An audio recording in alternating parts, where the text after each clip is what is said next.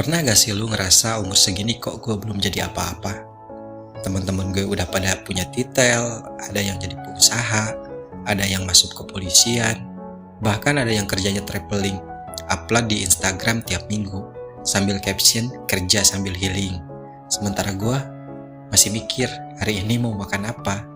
Kadang gue mikir, jangan-jangan gue itu cuma cameo dalam hidup gue sendiri. Orang-orang jadi peran utama, punya alur cerita, punya pencapaian, sementara gue figuran. Jalan bolak-balik ke petik dan gak ada yang ingat peran gue siapa. Temen gue beli tanah, gue beli peta, temen gue beli mobil, gue beli Tamiya, biar bisa pura-pura ngebut walau cuma di lantai kamar. Gue scroll medsos, orang-orang update achievement, sedangkan gue update ke mental gue sendiri. Sabar ya, kita coba lagi besok.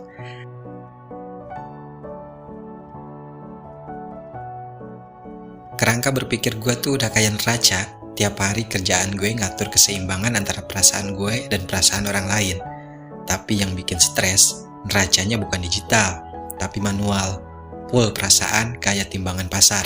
Dan pas gue ngerasa mulai stabil, tiba-tiba datang notifikasi. Temen lu baru beli rumah cash tuh. Langsung miring kayak timbangan cabai yang ketumpahan gas LPG. Wajar sih. Kita hidup di zaman yang gak masuk akal. Sosial media udah kayak seminar MLM.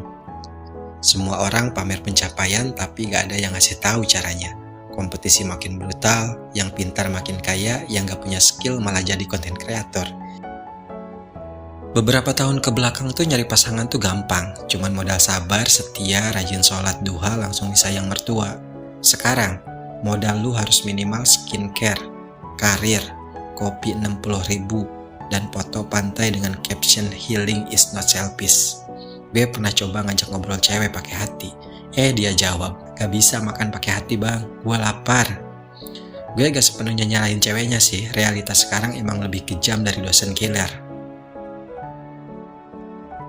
Lu bayangin, buang air aja bayar 2.000, apalagi buang perasaan. Itu bisa nyeret ke psikolog 500.000 per jam.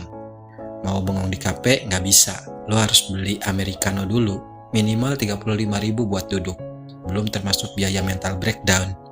Gue ngerasa hidup ini udah kayak langganan Netflix, kalau gak bayar, lo bisa nonton, tapi nggak bisa pause. Semua jalan cepat dan gue masih loading. Nah, kalau lo relate sama yang gue omongin barusan, berarti lo juga lagi terdampar di zona absurd yang sama. Umur makin nambah, hidup gak nambah-nambah. Gue inget kata Epictetus, filsuf yang mungkin juga pernah nyicil pikiran karena hidupnya ribet. Katanya, ada dua hal dalam hidup. Yang pertama, yang bisa lu kontrol dan yang gak bisa lu kontrol. Dan percaya deh, hal-hal yang bisa lu kontrol tuh sedikit banget. Lu bisa ngontrol diri lu buat gak iri, tapi gak bisa ngontrol temen lu buat gak update beli mobil tiap minggu.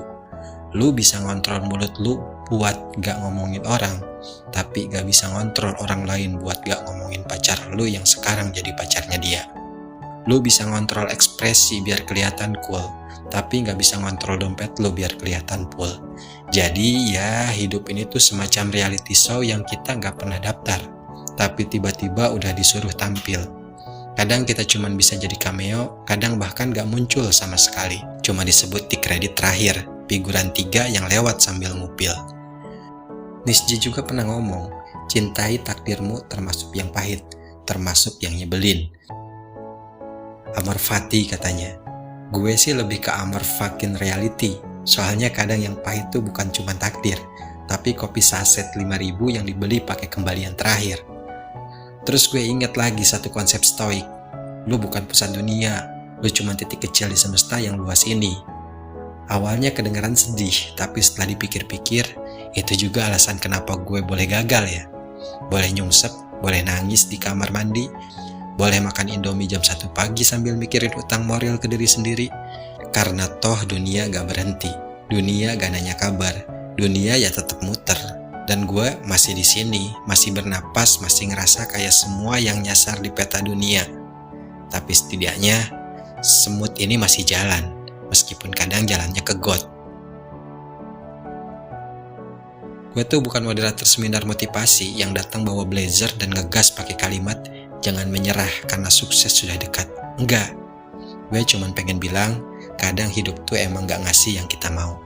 Ekspektasi lo udah tinggi kayak langit ketujuh, tapi realitanya lo malah nyungsep di got lantai 2. Tapi justru karena hidup kayak gitu, makanya jangan jadikan hasil sebagai alasan buat gak nyoba.